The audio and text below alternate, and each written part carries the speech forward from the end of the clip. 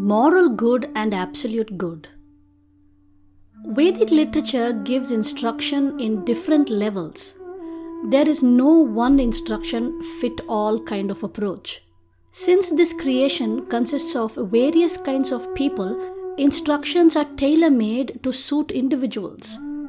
Based on our level of understanding, we can start from the level that is appropriate for us.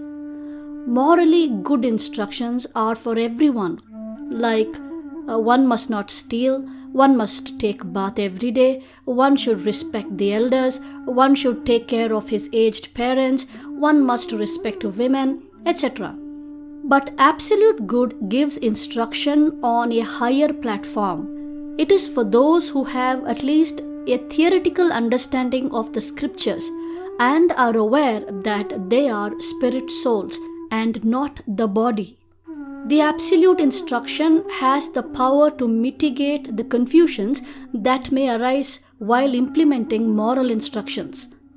It will give clarity on how to live one's life in a more advanced platform with better understanding about your own activities.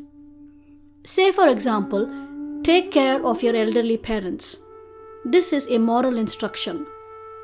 A son may want to implement the moral instruction, but in today's scenario, the older people value their independence more and would like to live on their own, because they do not want to compromise their comforts by staying with a younger family whose energy levels and noise levels may be higher than they are used to. So now the son or daughter feels conflicted. But the absolute instruction says, every individual is an independent spirit soul. He or she has their right to exercise it. If the elderly value their independence more, so be it. Secondly, what happens when they are too old to manage by themselves? Srimad Bhagavad Gita says, Bhoktaram yajna tapasam sarvaloka maheshwaram suhridam sarvabhutanam nyatva amam shantim rachyati. The translation is, the sages, knowing me as the ultimate purpose of all sacrifices and austerities, the supreme lord of all planets and demigods, and the benefactor and well-wisher of all living entities, attain peace from the pangs of material miseries. So Lord Krishna says that He is the ultimate well-wisher of everyone. He takes care of everyone.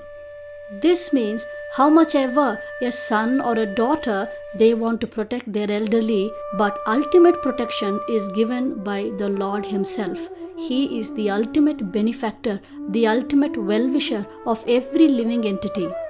As a son and daughter, you can extend your help, but you are not entitled to do the action unless it is required and accepted. Above all, what will happen is in Lord Krishna's hands. He is the ultimate well-wisher.